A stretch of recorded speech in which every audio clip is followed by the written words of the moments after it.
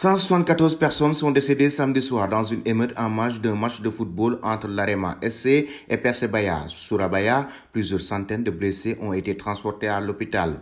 C'est l'une des pires catastrophes de l'histoire dans une enceinte sportive. Selon le dernier bilan des autorités, au moins 174 personnes sont mortes samedi soir en Indonésie dans un mouvement de foule provoqué par des fans envahissant un terrain de football après un match, ont rapporté les autorités dimanche dans un pays où les rivalités entre les supporters virent souvent à la catastrophe. Les supporters de l'équipe de l'Arema FC ont pénétré sur le terrain du stade Kanjuruhan dans la ville de Malang après la défaite de leur équipe contre celle de Persebaya Surabaya. C'était la première fois en plus de 20 ans que l'Arema FC perdait face à sa grande rivale. La police, qui a qualifié cet incident d'émeute, a tenté de persuader les fans de regagner les gradins et a tiré des gaz lacrymogènes après la mort de 2 policiers. De nombreuses victimes ont été pénétrées mortellement.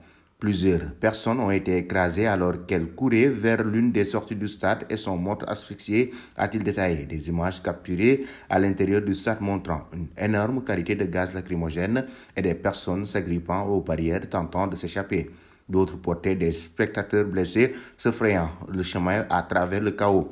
Dans la foulée de ces incidents, le président indonésien Joko Widodo a ordonné une enquête sur la sécurité des matchs de football dans le pays après la mort d'au moins 129 personnes dans une bousculade provoquée par des heurts entre des fans et la police. Le ministre des Sports, de la Jeunesse, la police nationale et le chef de l'Association nationale du football indonésien doivent mener une évaluation complète des matchs de football et des procédures de sécurité, a-t-il dit dans un discours télévisé.